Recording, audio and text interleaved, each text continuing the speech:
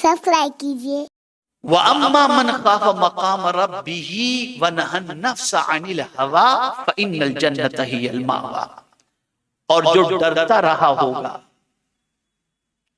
अपने रब के हुजूर खड़ा होने से और अपने नफ्स को रोकता रहा होगा ख्वाहिश से, यकीनन जन्नत ही उसका ठिकाना होगा।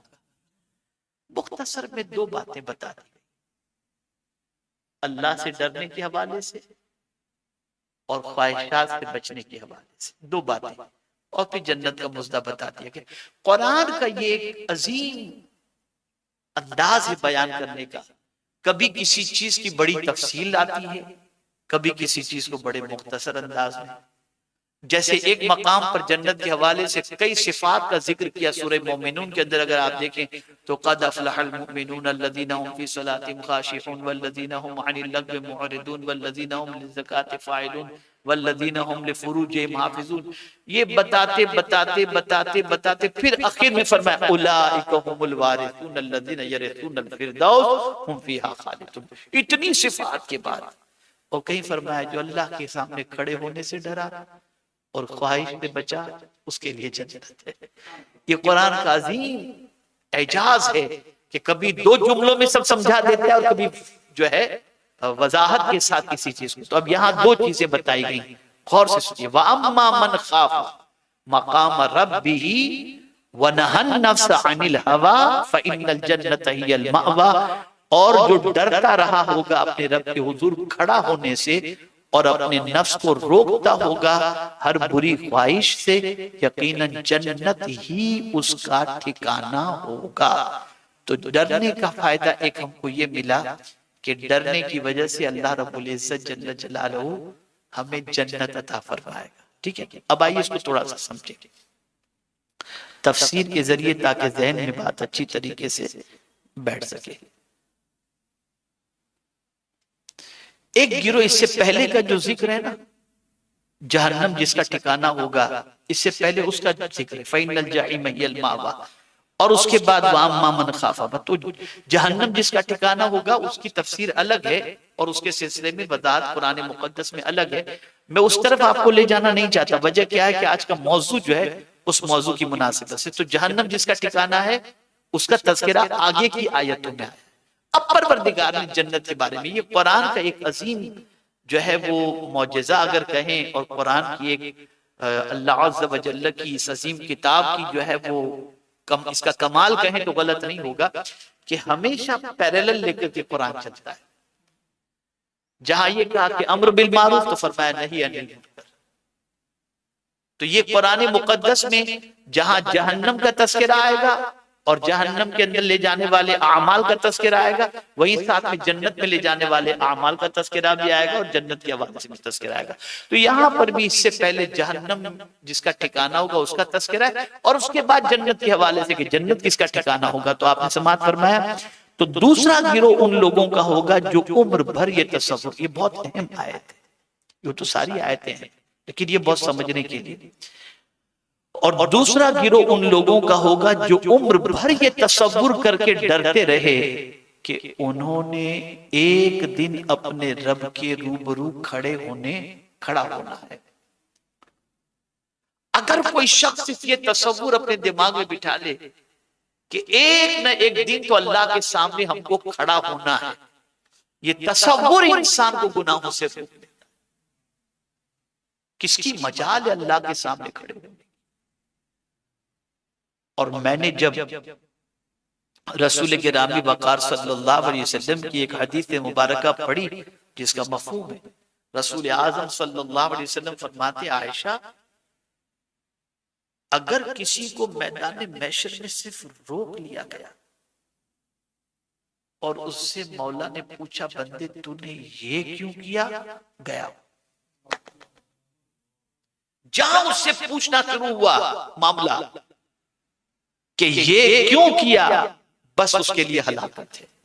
और फिर हुजूर ने एक दुआ खुद उस वक्त तालीम फरमाई, अल्लाहुम्मा हासिबनी हिसाबन यसीरा, ए अल्लाह मेरा हिसाब आसान लेना, आसान लेना। अगर उसने पूछना शुरू किया, इसी वजह से मैं आपको बताऊं एक ताजिर थे, बुजुर्ग थे, कपड़ा बुनने का काम था उनका। तो उन्होंने ये सोचा कि मैं बहुत अच्छा कपड़ा बुनूं और फला बड़े सेठ के पास लेकर के जाऊं तो ज्यादा कीमत मुझे मिलेगी। तो बड़ी मेहनत से उन्होंने कपड़ा बुना और वो बुनते वक्त, तैयार करते वक्त उनको यकीन था कि उन्होंने बहुत अच्छा बना दिया। लेकिन जब वो लेकर के ताजिर के पास पहुंचे, बड़े सेठ के पास, तो वो जांच करने में एक्सपर्ट था। उसने देखा तो कहा इसमें ये खामी है, इसमें ये खामी है, इसमें ये खामी, इसमें ये खामी, इसमें ये खामी है। बस इतना कहना था कि वो बुजुर्ग की आंखों से आंसू जारी हो गए। उसने कहा बाबा आप गम ना करो, मैं खरीद लूंगा आपका कपड़ा, ये तो जो खामी है वो मैं बता रहा हूं। कहा तू खरीद या ना खरीद, मुझे इससे कोई मतलब नहीं है, तूने मेरी आंखें खोल दी। तूने, बहुत गौर से सुनिएगा, तूने मेरी क्या किया, आंखें खोल दी। कहा बाबा क्या मतलब आंखें खोलने का? कहा मतलब ये है कि जिस तरह तेरे सामने कि तू जांच करने में एक्सपर्ट है, और मैंने तो बहुत मेहनत से कोई कपड़ा बुना था और समझा था कि अच्छी कीमत मिलेगी, लेकिन जांच करने वाला बारीक नजर से जब जांच करता है तो उसे ऐब नजर आता है। तो मैं तो ये समझता हूं मैं बहुत अच्छी तरह से इबादत करता हूं, लेकिन मुझे नहीं मालूम बारीकी से मेरा मौला कयामत में जांच करेगा तो मेरी इबादतें इस काबिल भी होंगी या नहीं होंगी कि अल्लाह कबूल करे या ना करे। जब तू जांच कर रहा है तो मेरा कपड़ा इस लायक नहीं, तो मौला जांच करेगा तो मेरा क्या हाल? ये कहकर वो रो पड़े। तो मेरे प्यारे साथियों, कहने का मकसद ये कि अल्लाह की बारगाह में खड़े होने से डरो और हमेशा दुआ करो, हमेशा दुआ करो कि अल्लाह ताला उस वक्त की रुसवाई से बचाए और परवरदिगार हम सब का हिसाब आसान फरमाए। तो फरमाया गया कि अपने रब के रूबरू खड़े होने से डरा। उन्होंने अपने नफ्स के घोड़े को भी बेलगाम नहीं होने दिया कि नफ्स ने ये चाह खा लिया, ये कहा जो जायज ना जायज, नहीं, नफ्स को बेलगाम होने नहीं दिया। उन्होंने शरीयत की कायम की हुई हदों को तोड़ने की उसे हरगिज इजाजत नहीं दी, यानी नफ्स को। वो उसको ऐसी ख्वाहिशात से जो अहकाम इलाही से मुतसादिम थी सख्ती से बात रखा करते थे, आज जन्नत की बहारें उनके लिए हैं। यानी सिर्फ अल्लाह की बारगाह में हाजिर होने से डरा ही नहीं, बल्कि अल्लाह के हुक्म के खिलाफ अगर कोई ख्वाहिश पैदा हो रही है तो उससे झगड़ते थे कि नहीं, हम तेरी बात नहीं मानेंगे, हम अल्लाह ही की बात मानेंगे। तो जब कोई बंदा ऐसा करता है तो उसका ठिकाना मौला फरमाता है, उसका ठिकाना जन्नत है। नफ्स भला भी चाहता है, बुरा भी चाहता है, लेकिन ज्यादातर नफ्स बुराई की तरफ ही लेकर के जाता है, इसको ज़हन में रखें। और ख्वाहिशें, हर ख्वाहिश अच्छी नहीं होती, हर ख्वाहिश अच्छी नहीं होती।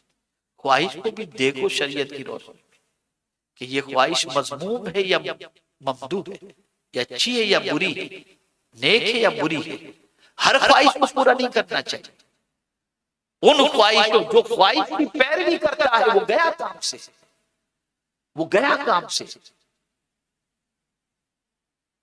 वत्तबउ शहवात फसौफ यल्कौना गय्या फखलफ मिन बादिहिम खल्फुन अदाउ सलात वत्तबउ शहवात फसौफ यल्कौना गय्या। कुरान कहता है कि बाद वाले जो आए, बुजुर्गों के बाद वाले जो आए, उन्होंने नमाज को जाय की और अपनी ख्वाहिश की पैरवी की। जब ख्वाहिश की पैरवी की तो गए वो काम से, बर्बाद हो गए।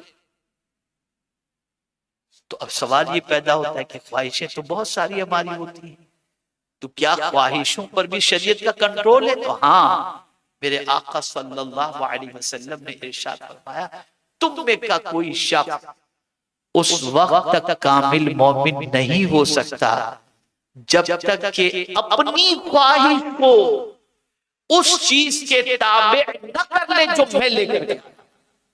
तो कामिल मोमिन होने के लिए भी ख्वाहिशों को हुजूर सल्लल्लाहु अलैहि वसल्लम के लाए हुए दीन और कुरान के ताबे जब तक के नहीं करेंगे, उस वक्त तक हम कामिल मोमिन नहीं हो सकते। तो मेरे प्यारे आका सल्लल्लाहु ताला अलैहि वसल्लम के प्यारे दीवानों, इसके सिलसिले में हवा के हवाले से भी काफी तफसील मौजूद है, लेकिन मैं और मजीद इस पर मारूजात पेश नहीं करूंगा। और एक आयत करीमा की तरफ हम आते हैं, खौफ खुदा का फायदा। ये आपको खौफ खुदा के फायदे बता रहा हूं।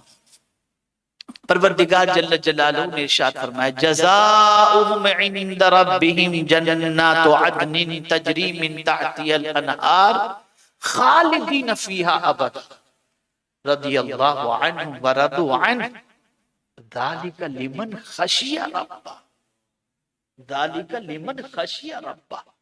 कुरान कहता है उनकी जजा उनके परवरदिगार के यहाँ हमेशगी की जन्नतें हैं, रवा होंगी जिनके नीचे नहरें, और वो उनमें ताअबद रहेंगे। अल्लाह ताला उनसे राजी और वो उससे राजी।